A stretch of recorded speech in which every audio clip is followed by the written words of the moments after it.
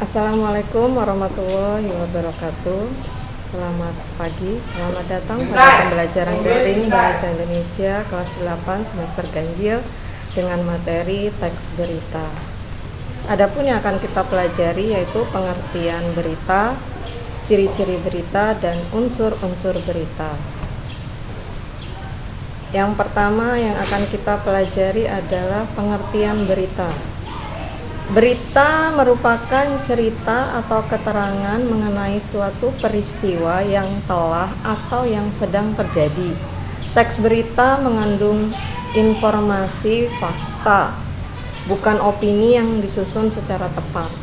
Jadi berita itu adalah peristiwa yang sedang terjadi atau yang telah terjadi. Yang berikutnya adalah ciri-ciri berita. Ciri-ciri berita ada 6. Yang pertama, cirinya adalah berita itu dapat dipercaya, faktual. Beritanya dapat dipercaya, bukan gosip, itu fakta. Ciri yang kedua adalah diterima di masyarakat. Yang ketiga adalah jelas dan menarik. Jadi berita itu harus berita yang menarik. Peristiwa banyak yang terjadi, tapi yang bisa diberitakan adalah yang paling menarik. Yang keempat adalah menggunakan kalimat sederhana. Jadi kalimatnya itu harus kalimat yang sederhana, yang mudah dipahami oleh semua orang. Yang kelima adalah segera disampaikan. Ketika itu ada peristiwa yang penting, maka peristiwa itu harus segera disampaikan. Yang terakhir adalah beritanya harus yang terkini, berita yang terbaru. Kalau yang sudah lewat nggak usah diberitakan. Yang berikutnya adalah unsur-unsur berita.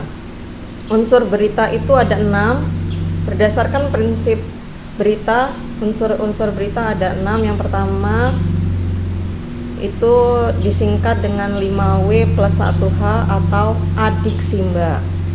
Unsur yang W yang pertama adalah what atau apa